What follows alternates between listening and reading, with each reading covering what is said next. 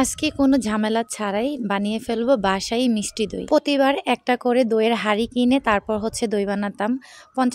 ৫০ থেকে ৬০ টাকার মতো একটা হাঁড়ি কিনতে নেয়। একবার তো ৫ কেজি দুধ পুরাই নষ্ট করে ফেলেছি। দইয়ের হাঁড়িতে একবার দই হয়, একবার হয় না, মাঝে মধ্যে নষ্টও হয়, অনেক ঝামেলা হয়। আজকে আমি কোনো ঝামেলা ছাড়াই দই মেকার দিয়ে দই বানিয়ে ফেলবো। এটাতে নষ্ট হওয়ার সম্ভাবনা নাই। আর আমার ছেলে তো অনেক বেশি দই পছন্দ করে, তাই এই মেকারটা কিনেছিলাম আমি দারাজ থেকে। আপনারা চাইলে যে কোনো অনলাইন শপ বা দারাজ থেকে এই দই মেকারটা পেয়ে যাবেন। ৫৫০ টাকা করে কিনেছিলাম, বা যে কোনো কুকারিজের দোকানেও এই দই মেকারটা পাওয়া যায়। এখন অ্যাভেলেবেলই সব দোকানেই পাওয়া যায়। দই মেকারটা দিয়ে মাত্র ৩ থেকে ৩.৫ ঘন্টার ভিতরেই কিন্তু দই হয়ে যায়। আর দইটা এত সুন্দর হয়, আর আমার ছেলে তো এই দইয়ের টেস্টটা অনেক বেশি পছন্দ করে। মেকার দিয়ে যে দইটা বানাই এটার টেস্টটাই অন্যরকম হয়, খেতেও কিন্তু অনেক বেশি ভালো লাগে। দুধ আমি পাতলা করে জাল দিলে দই হবে না যে তা না, টেস্টটা একটু কম হবে। আর দুধটা যদি একটু ভালো করে জাল দিই, অনেক ঘন করে জাল দিই, তাহলে কিন্তু দইয়ের টেস্টটা অনেক বেশি ভালো আসে। আর আমি সবসময় কিন্তু 2 কেজি দুধকে ভালো করে জাল দিয়ে 1 কেজি পরিমাণের করি, তারপর হচ্ছে দইটা বানাই।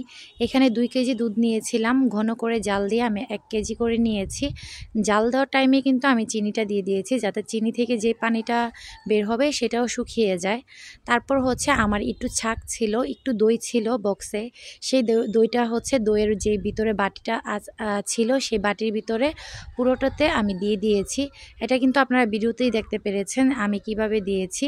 আর একটু অতিরিক্ত দই থাকলে আমি সবসময় দুধের ভিতরে মিক্স করে দিয়ে দিই। আজকে অতিরিক্ত দই ছিল না, অল্প একটুই দই ছিল, তাই আমি এটা শুধু বাটির ভিতরেই দিয়েছি। সবসময় আমি দই বানালে একটু বক্সে করে রেখে দিই, যাতে পরবর্তীতে বানাতে পারি, তাহলে আমার আর কাপ দই কিনে আনতে হয় না। আর এই দই মেকারটা দিয়ে কিন্তু খুব সুন্দরভাবে দই হয়ে যায়। এই তো আমি হচ্ছে কারেন্টে দিয়ে দিয়েছি, এই লাল লাইটটা জ্বলে থাকবে, এটা কারেন্টে দিয়ে। এখন আমি 3 থেকে 3.5 ঘন্টার মতো কারেন্টে প্লাগটা দিয়ে রাখবো। তারপর হচ্ছে নামিয়ে এটা নর্মাল ফ্রিজে রেখে দিব। 2 থেকে 3 ঘন্টার মতোই কিন্তু নর্মাল ফ্রিজে রেখে দিলে দইটা সেট হয়ে যায়, ঠান্ডা হয়ে যায়। তখন কিন্তু ঠান্ডা ঠান্ডা দইটা খেতে কিন্তু অনেক বেশি ভালো লাগে। তারপরে একটু দুধ ছিল জাল দেওয়া, চিনি তো আমার তখনই মিক্স করা ছিল, তাই ডিমের সাথে আর চিনি দেইনি।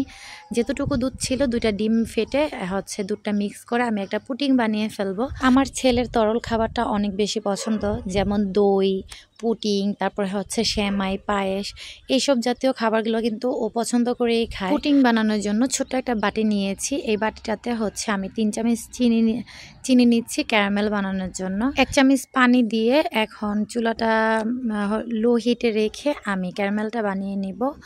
আর এখানে কিন্তু বাটিটা একেবারেই ছোট, বেশি একটা লাল করব না আজকের ক্যারামেলটা। আর আমি কিন্তু যখন ক্যারামেলটা বানিয়ে ঠান্ডা করে তারপর দুধটা ঢেলে দিয়েছি, আর কিছুই করতে হয়নি। সেই ভিডিওটা কিভাবে যেন স্কিপ হয়ে গিয়েছে। একটা কড়াইতে পানি দিয়ে দিয়েছি, পানি দিয়ে একটা স্ট্যান্ড বসিয়ে হচ্ছে আমি পুডিংয়ের বাটিটা বসিয়ে দিয়েছি। আপনারা চাইলে ওভেনে বা এভাবে কড়াই দিয়ে পানি দিয়ে কিন্তু পুডিংটা খুব সহজেই বানিয়ে ফেলতে পারবেন। আমি লাস্টের দিকে 5 মিনিটের মতো আমার ওভেনে দিয়েছি, ওভেনে দিয়ে হচ্ছে আমি এটা ফ্রিজে রেখে দিব ঠান্ডা হওয়ার জন্য। এই তো পুডিংটাও কিন্তু পুরোই সেট হয়ে গিয়েছে, খুব সুন্দর হয়েছে পুডিংটা, আর খেতেও কিন্তু অনেক টেস্টি হয়েছিল। এখন এটা হচ্ছে আমি নর্মাল ফ্রিজে রেখে দিব। আর এদিকে হচ্ছে আমি একটু দই মেকারটাও চেক করতেছি দইটা হয়েছে কিনা।